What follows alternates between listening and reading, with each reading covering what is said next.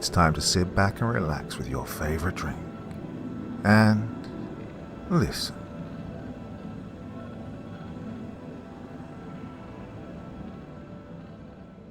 Hands, my Phobia experience. Dear Internet, to anybody who may be reading this, I'd like to share a secret.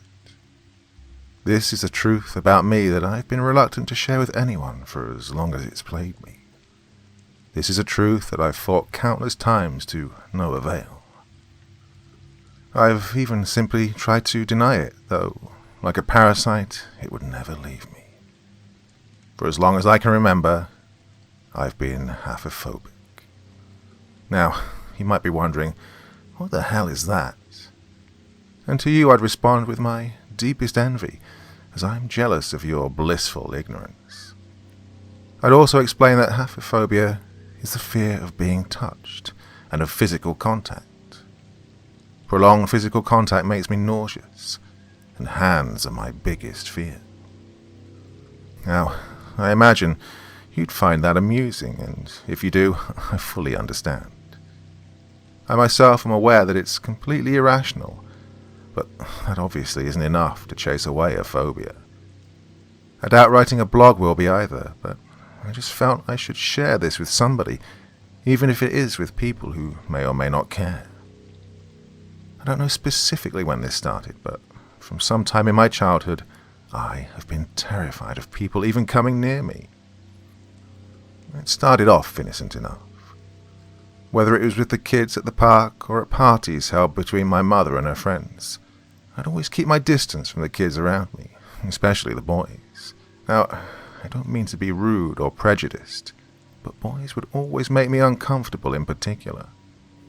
My parents simply thought it was a sign of maidenship, but I didn't feel like it was. It wasn't that I felt like playing rough was improper, but rather that I was afraid of what might happen if I were to make contact with somebody. My adults mostly found it cute, so they didn't think reinforcing the fact that touch is indeed not lethal was very necessary. Well, from where I stand today, I would say it was clearly very necessary, but obviously you can't change the past. Judging by my predicament today, however, sometimes it feels like even the present is unchangeable. From around the age of 7, I believe, is when this phobia of mine really started to take hold of my life. I was past my days of being a baby, or a mere toddler, and I was starting to feel like I could really become whatever I could dream to become. This was just one of the many things I could thank my mother for. It was her that had helped me most along my journey of life, and the only one I could thank for my strong optimism. Despite this, she was still unaware of my fear. I'm afraid it was such a thing that nobody, not even family, could have helped me with, though people did help in making it worse. It was June 27th, 1999. And some of the girls in my class were organizing a sleepover to celebrate the coming of summer, though mostly summer break. Around this time, my fear had weakened its grip on my life, and I was beginning to make a lot of friends.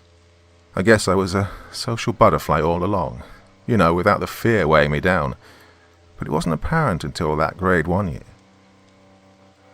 I was good friends with one of the girls who'd organized the event, or rather their parents had, and so I was invited. Naive old me, however, wasn't actually aware what a sleepover was, but I trusted my friend and decided to go anyway. Dressed in our pajamas, Luca and I had been dropped off at Cindy's house for a sleepover on the 29th, and boy were we excited. What I'd imagined was a night of lying in our beds, staring at the ceiling and sharing stories with each other as we slowly fell asleep. And I had a feeling Luca was more knowledgeable. We were welcomed into the house, being the first to arrive, and we just started off chatting in the living room. As more and more kids started to show up, however, we eventually relocated upstairs, where Cindy had planned a night of games and fun until the morning came. Marching up to her room and taking a step in, everybody was mesmerized by her amazing room, which, in retrospect, was the most girly room in the world. Her bed was especially queen-like, being big enough for all 5 of us to fit comfortably on. Whatever Cindy had planned to do would have to wait, as her massive bed had inspired my friend Luca to sprint onto it, raise her fist and yell, "Pillow fight!" All the girls immediately followed behind her to claim their weapon of murder, though I'd stayed back. Instead, I stood there with my hands shaking as I struggled to fight back an old friend. It seemed that only my fear for the possibility of being touched had lessened, but I was still anxious if it was certain to come. I didn't want to look odd in front of my friends, so I inched up to the bed and sort of sat on the very edge. After a couple of minutes, the 4 had finished tossing their pillows out and were exhausted from the work. Well, I didn't want to seem like a bad sport, so I told them I'd go downstairs and get some drinks to help them rest, though, as I said it, Luca seemed to get a mischievous glint in her eyes. The girls must have discussed something when I went downstairs, because as I re-entered the room, I heard them snickering. I set the Kool-Aid jammers down on the bedside table and sat beside it. As expected, the girls crawled towards the table, but as they did, they seemed to be eyeing me down. Due to my fear, I immediately went into defense mode upon detecting danger, but I was already too late. I could only remember what proceeded as one of the most terrifying moments of my life. One of the girls, Rebecca, had grabbed me from behind and had me in a lock with my arms useless above my head, while the other 3 pinned me down to the bed. I realized that they were planning to attack me while I was downstairs getting the drinks, probably because I'd sat out the whole game of the pillow fight. All 3 at once dug into my torso, tickling me against my will. Fingers brushed against my ribs and stomach, and I struggled to keep breathing as a wave of panic washed over me. I could hear their giggling as I struggled against the reins holding me down, but I was too weak. My lungs were empty and I felt like screaming, but couldn't, though with every breath I could feel the air escaping me like a deflated tire. Finally, I could no longer take it and I started to sob, which the girls had thankfully noticed. Lying curled up in a ball, I felt violated and vulnerable, and if I'd had the energy, I would have run. Well, Cindy's parents came rushing upstairs from hearing me crying and tried their best to comfort me while they tried to piece together what had happened. Well, I didn't want my friends to get in trouble since they weren't trying to hurt me, but at the moment I was seething with fear, hate and anger, and too many other emotions to speak. As I found out later, Cindy was grounded after the sleepover, and even during the party I imagine the mood had been ruined by my pathetic number. Cindy's parents gave me a ride home and were really nice about the whole incident, but the entire ride home I couldn't help but feel like the whole situation was basically all my fault. I realized my friends were simply playing a friendly trick on me, unaware I was going to lash out like that. They would have known about my fear if I'd just told them about it. As we drove in silence, I could feel myself tearing up. Me, I thought, that's what's wrong. If it wasn't for my stupid fear, this entire thing would never have happened. I felt guilty and ashamed of myself, being afraid of something as simple as being touched. It's not like they're going to kill you. I mean, they're your friends. I blamed myself for the incident the following days and didn't speak at all to Cindy or Luca. They would give me an apologetic look whenever we'd accidentally make eye contact, but I tried not to make them their gaze. Even though Luca had faced me the day after and apologized, my guilt still remained, along with my fear. That night, however, I'd rushed off to bed right after Cindy's parents drove me home, partly because I was tired, but mostly because I didn't want to discuss with my parents what had happened. Cindy's parents were understanding, so they only told my parents that I came back because I wasn't feeling well. I'd brushed my teeth in a hurry and took off for bed, all the while acting like I was coming down with a fever or something so I could get to bed fast. I lay down on the soft pillow and hoped to put the night behind me as my eyes slowly wavered and closed shut.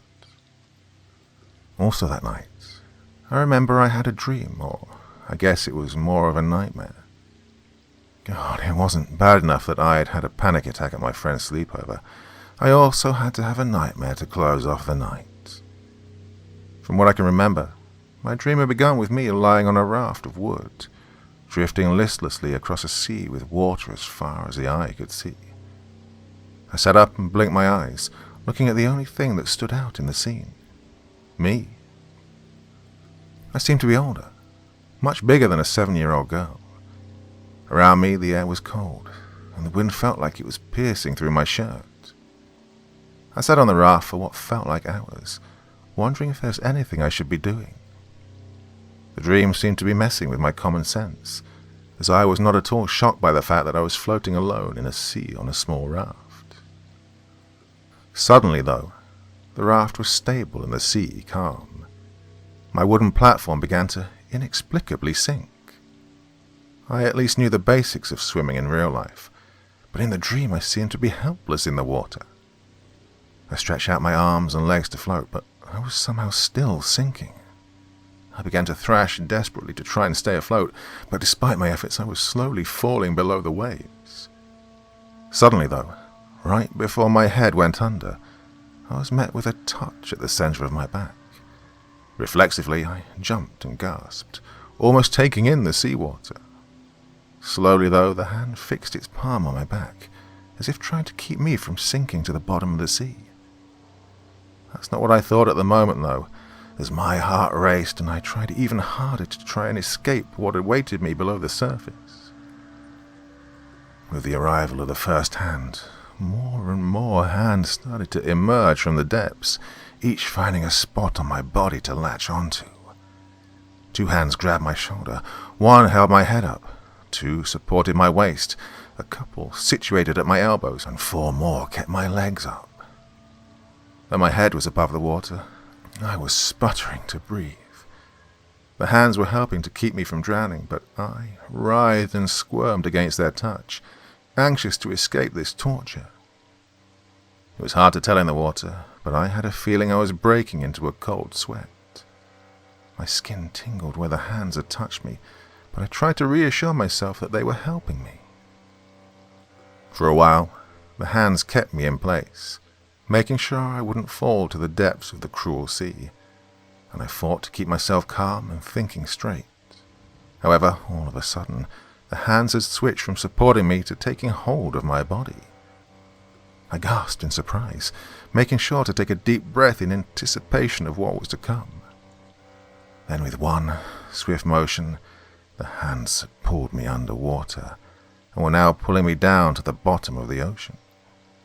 My deep breath of oxygen was useless as my heart was racing past the speed limit and my mind rushed in a million directions. Panic took over me as I wrestled against the hands that secured me well, but my strength was outnumbered. Soon more and more hands began to surround me, grabbing every bit of exposed skin.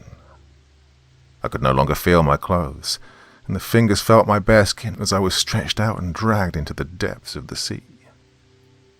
As my lungs neared their end, I shut my eyes, opened my mouth, and let out a scream of pure fear and agony. Suddenly, the water and the hands were gone, and once again I was lying on my bed safely under the covers. I didn't have time to wonder if I'd actually screamed in real life, because I immediately felt around my bed. No hands. Thank God. I was also relieved to have my clothes back. I curled into a ball, buried my face in my hands, and began sobbing like a little kid. I had no idea what the hell was going on, and I really wasn't curious to find out. All I knew was that I just wanted it to leave me alone.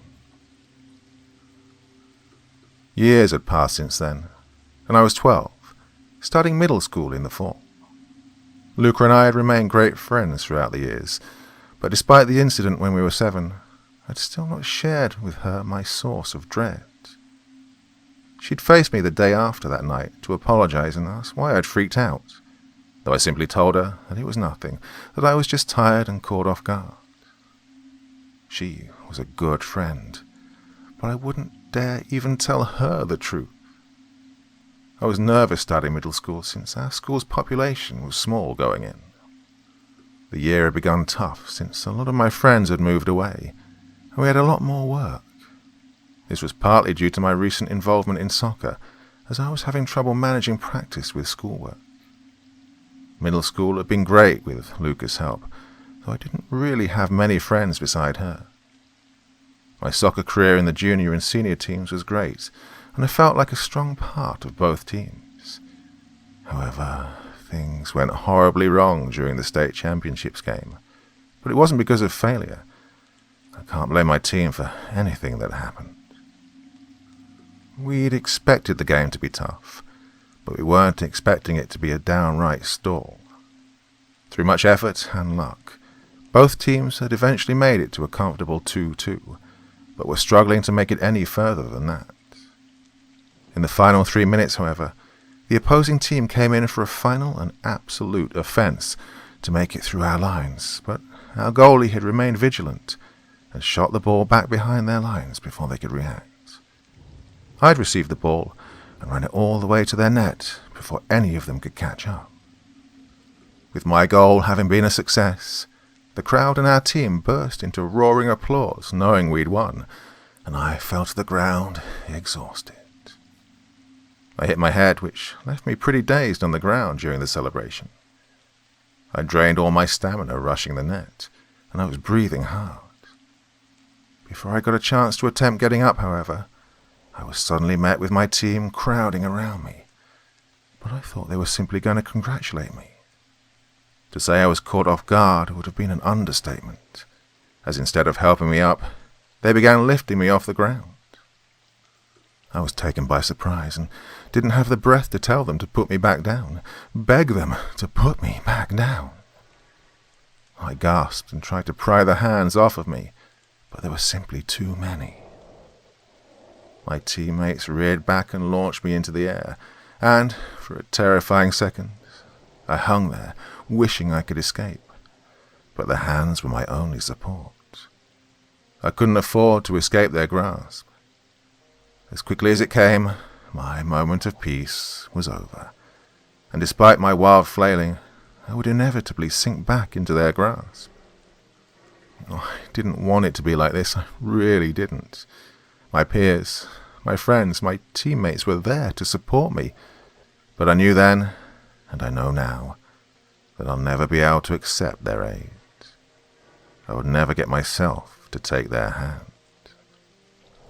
By the time I'd sunk back into the hands from my fall, I was in tears. I couldn't control myself. I tried steadying my breath to speak, but I was quickly thrown back into the air before I could collect my shattered frame of my mind. Over the celebratory cheers and shouts of my team, my sobbing went unheard. As I came down the second time, however, I heard my team be silenced by a voice that I recognized. Luca. She'd finally managed to quiet the crowd and get them to put me down. I had my eyes shut, but I could still hear Luca outside of the crowd. She must not have participated in the crowd's cheer. I don't know how, but she seemed to have known about my fear even though I'd never told her. I assume it was because she didn't accept my lame excuse and had a feeling that something was up the night of the previous incident. Because of the sudden quiet, I pressed my hands against my face to try and make my sobbing unheard.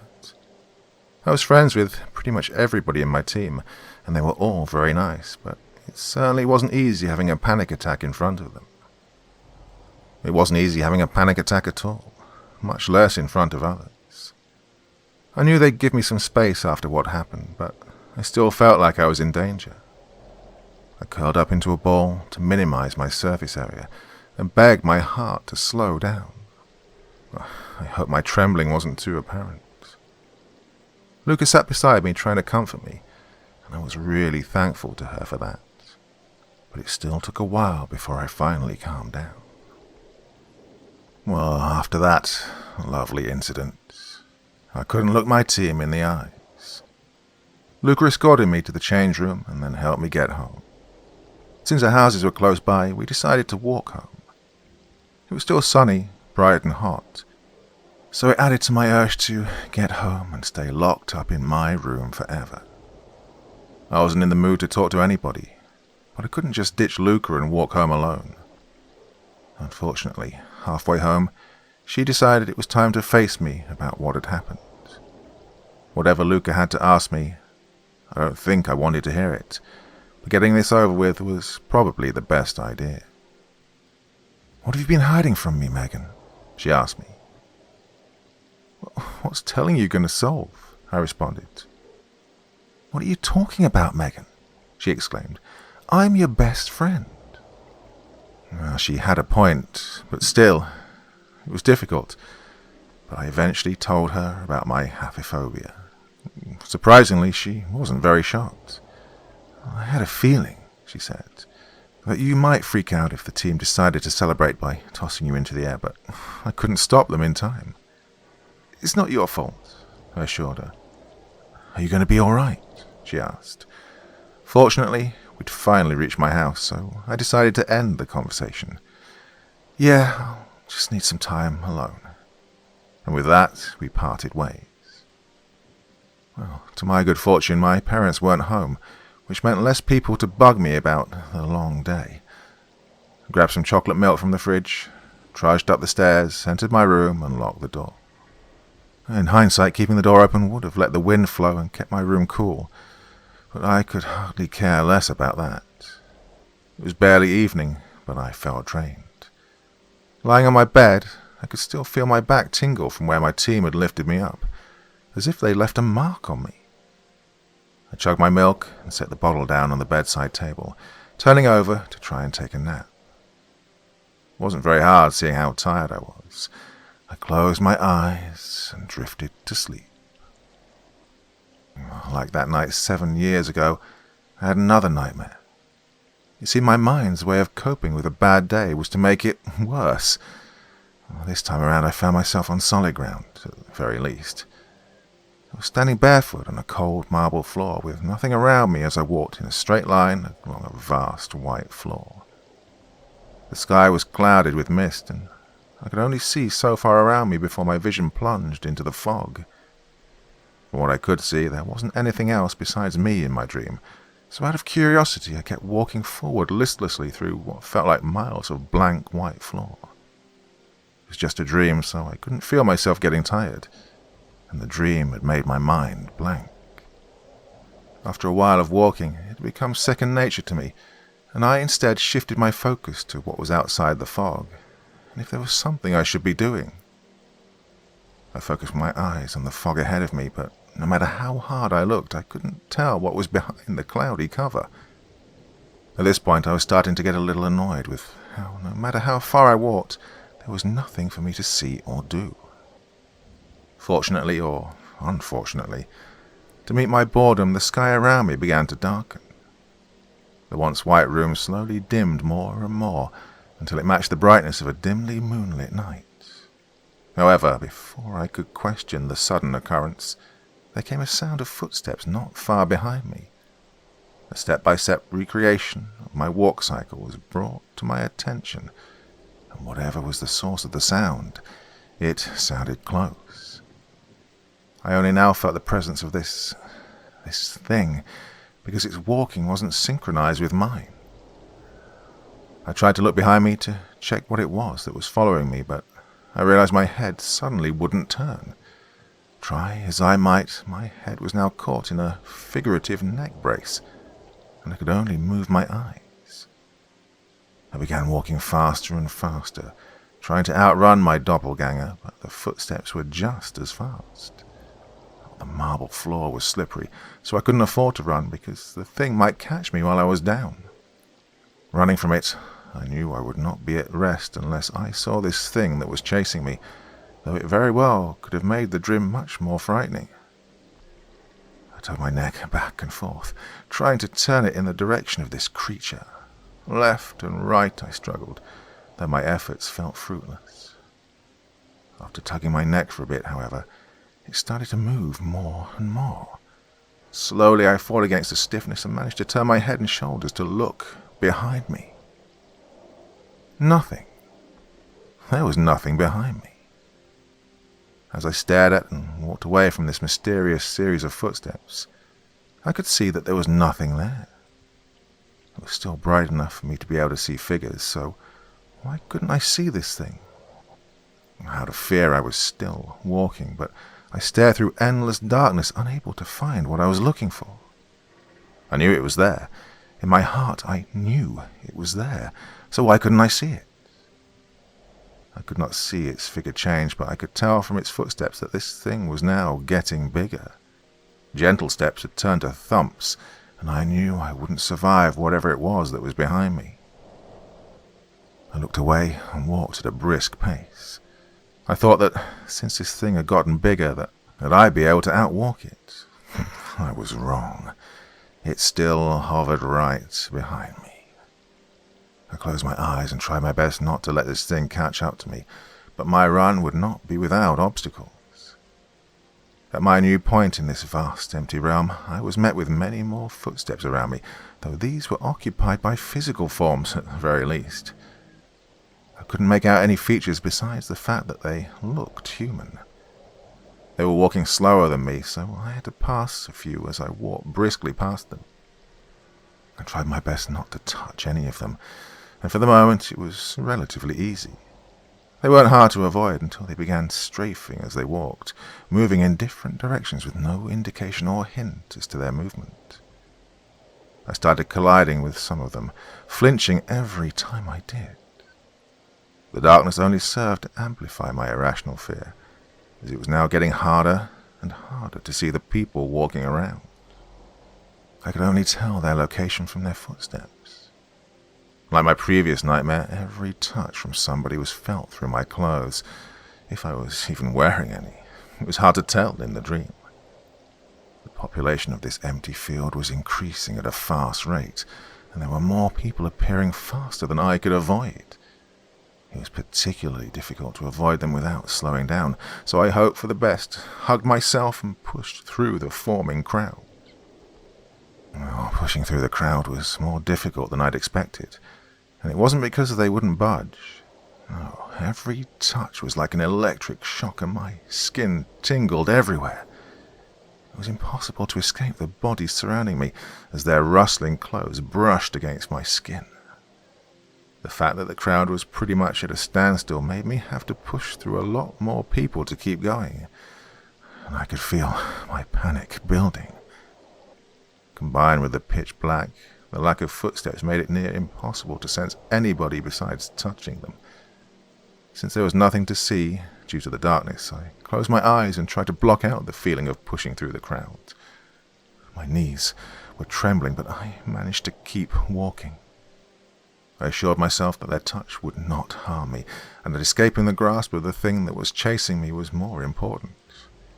Oh, it was close behind me, and was getting closer by the minute. I hoped that it would be slowed by the crowd like I was, and so far that seemed to have been the case. However, it was still gaining in on me fast. This continued until the creature was about a foot from me. I could feel its presence, though it made no sound but the sound of its footsteps trudging through the crowd. Yet, all at once, both the creature and the crowd came to a screeching halt, stopping me from proceeding any further. I tried to push through the compact crowd, but the people around me seemed to now be holding their ground, not letting me pass. I tried going left and right, but the people surrounding me had made a wall around me. The circle of people blocking me started to huddle, coming closer and closer. With one swift motion, all of them made a grab for me, trying to hold me down. The person behind me clamped my mouth shut and held me by the neck. The others grabbed me and held my hands behind my back, pinning me to a wall that seemed to have appeared out of nowhere. In the silence, the only things audible were the footsteps of the creature that had been following me this entire time, and the rushing sound of my speeding heart. I couldn't stand people touching my face, and at the time their grasp terrified me more than anything the creature could have done to me. I listened in horror as the steps came closer and closer, and despite my retaliations, I knew I wouldn't be able to stop it. I closed my eyes and made a silent prayer, wishing that it was an hallucination of some sort. The creature stepped close to me and grabbed me by the sides of the head. I opened my eyes to see that it now had a physical form. In the darkness I could barely see its face, but I could tell it was pale, sickeningly pale, but it didn't seem to have an expression. I felt it press down on my skull, and for a second I saw its eyes flash a sickening, pale, irisless white, staring back at me. Its jaw fell open, and it let loose a loud, ear-shattering roar. I woke up in a cold sweat, screaming like the creature in my dreams. My eyes darted around the room, trying to validate that I was indeed back in reality, and thankfully the sun was there to dispel my doubts. It seemed that apparently not much time had passed while I was asleep, even though it definitely felt like hours to me. Instinctively, I checked around the room to see if there was anybody else around but me, but obviously there wasn't anybody else in my room. I breathed a sigh of relief and fell back into my pillow, holding my face where the hand had touched me. Well, the dream was as bad as, if not worse, than my previous nightmare of 7 years ago, but this time I could definitely feel the malice in these spirits. It was no coincidence by which they'd pinned me to a wall to be met by the odd creature. The experience was especially frightening because one of the spirits had touched my face. Due to my phobia, places such as my face, which would normally be off-limits, are especially so. Whether it's in my dreams or in real life, I can't stand anybody touching my face or my neck. I always feel like I'll suffocate if something comes even near my face. I guess it's mild claustrophobia, but I didn't want to admit it was. I didn't want another phobia on my hands. Fortunately, my parents weren't home yet, so I had time to recover from my strange nightmare. I didn't want to fall asleep again, so I got up and decided to pace around the house. That incident was at the end of grade 8, when middle school would end pretty soon and high school was around the corner. Once again, I would lose most of my friends, but this time our school was fortunately one of the bigger feeder schools. Despite this, on my first day of school, I felt like a complete stranger. I should have felt right at home, but it felt like the people in my class had changed. Most of the people in my classes were familiar, and yet I still felt like a nobody. Besides Luca, now I didn't really feel like I had any close friends.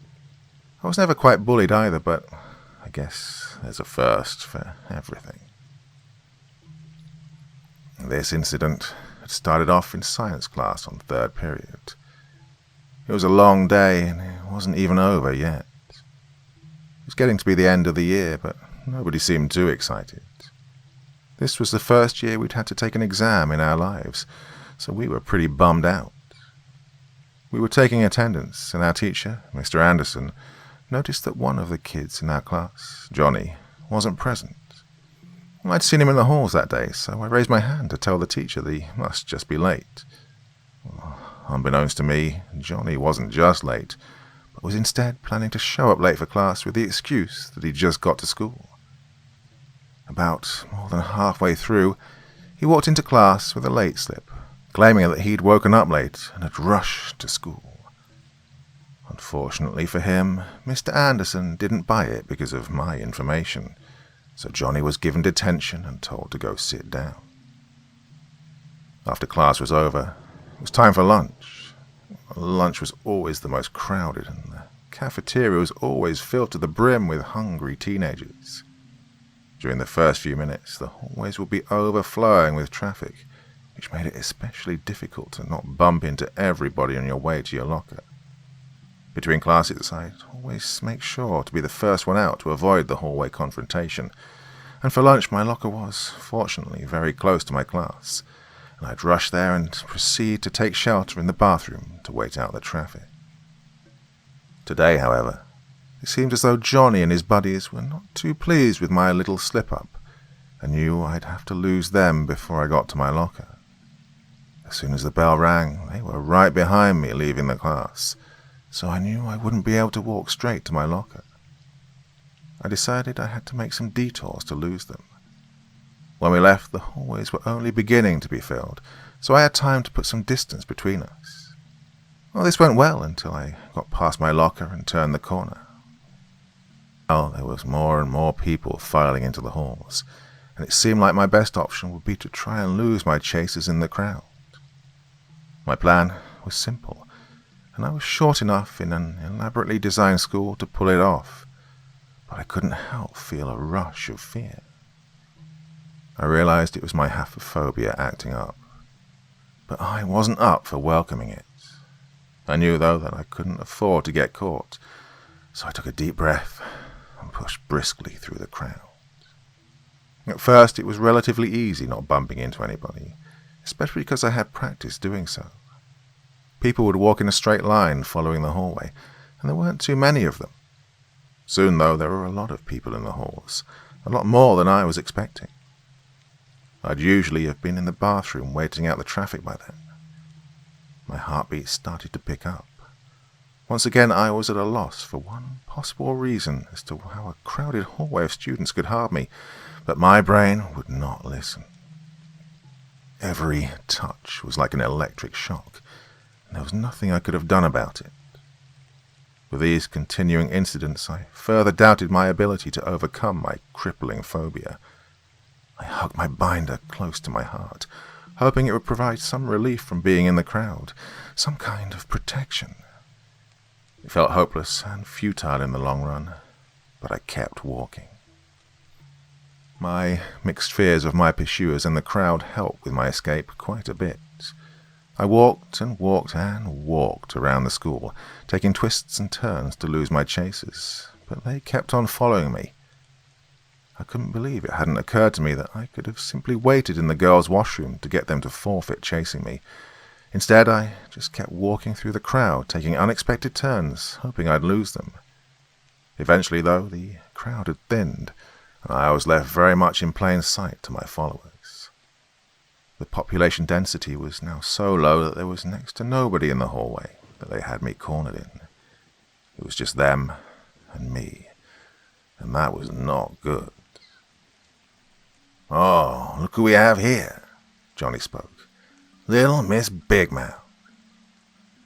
I knew nothing I could have said would have made the situation better, so I kept quiet. "Wasn't very nice of you what you did today," he continued his monologue. "It's not nice to tell on others." Johnny looked nothing special, but I knew as well as anybody how hard this guy could hit. Whether he'd hit a girl or not, we were yet to find out, but I wasn't too excited to know. "Go ahead, say something," he urged me, yet I still remained quiet. "Come on, try to come up with an excuse, anything." Despite his constant pushing, I remained silent, trying to evaluate the situation to see if I could get myself out of it. Unfortunately, we were in the least populated hallway in the school, and I doubted that anyone would show up any time soon. I finally decided to speak. "What do you want?" I was genuinely asking him what he wanted from me, but I guess he took it the wrong way, because now he looked even madder than before. "What do I want?" he asked me rhetorically. "What I want is to be able to take a couple of leaves from class without being ratted out." Well, it probably wasn't the best idea, but I decided to ask him. "Why were you skipping school then?" Even as I said it, I knew I should have taken it back. It wasn't until that moment that I realized how mad I was myself, and how evident it was in how I'd said it. Well, Johnny expected to be able to miss classes and dodge all responsibility without any consequences. He had no worries about life, yet he was still too cocky and spoiled to make it through school. However, my boiling anger was quickly nullified when Johnny walked closer, putting me back against the wall. His sly grin had turned into a sneer, staring back at me. "Why?" he asked me, grabbing me by the collars on my shirt. "Because I felt like it." Immediately my heart sped up a couple of notches in an instant. I clenched my fists and took a deep, breath, knowing I couldn't let Johnny see how terrified I was. I was probably trembling, but there was no way he could have noticed it from the look in his eyes. "It's none of your business what I do or don't do," he stated. "Understand?" At this point, I realized he was bluffing and wouldn't actually hit me. Under normal circumstances, I would have been able to talk back to him knowing this. But this time was different. This time my phobia was involved. Against my will, I nodded. "Good," he said, looking a little calmed down. As he let me go, I found a seat on the floor, trying to stop my knees from giving out. He looked over at one of his buddies and said, "Hey, Jones, you got my math textbook?" Fortunately for him, Jones seemed to indeed possess his textbook.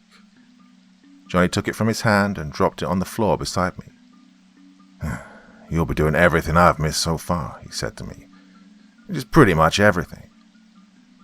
Apparently out of things to say to me, he simply turned around and walked away with his buddies, looking more relieved than ever. I picked my sorry behind off the floor, took his textbook, and set off towards my locker to get my lunch. These things happened today, and I'm sitting here on my bed in the dead of night typing out this blog post. I don't know how long I've been doing this. It could very well have been hours since I began, but now the clock is telling me it's officially the next day. My reasons for not going to bed already is not because of the procrastination, nor does it have roots in the events that conspired today. I am, rather, afraid of what might happen if I were to fall asleep. I've taken notice of the fact that, in all previous incidents concerning my phobia, the next night I would always have a dream that would foreshadow the next incident. The night of the incident when I was 7 had me sinking in a sea, only to get supported by a wave of hands. A very similar event had occurred 7 years later when I was hefted up by my teammates and tossed up in celebration, resembling my dream through hands that kept me from falling, hands that would support and yet terrify me. That night I'd had another dream resembling my encounter today with Johnny, supporting that same feeling of helplessness and inability to escape what was chasing me. Well, after all that's happened today, I can't get myself to go to sleep. What if I have another nightmare like that? I know the previous nightmares could have very well been coincidences, but I simply can't get myself to believe they were. I don't know what to do, but I guess I'll have to go to sleep eventually. I might as well face my fate.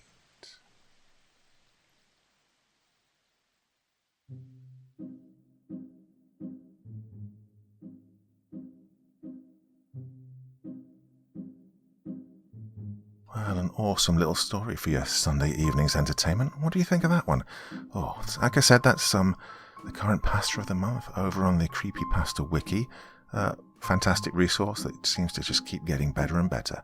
Really like what they do over there. They take good care of the stories that are submitted and end up being of the very best quality that they can be. Big fan of the place. Don't go there too often because I've got so many stories coming in on Dr. Creepen's Vault, my personal subreddit, but I like to get over there every now and again for the simple reason it has stories as good as this. Well, that's your Sunday evening for you. I will definitely be back again tomorrow evening. You're going to join me, aren't you? Go on, say you will. There you go. All right, my dear friends. Well, until then, very, very sweet dreams, and bye-bye.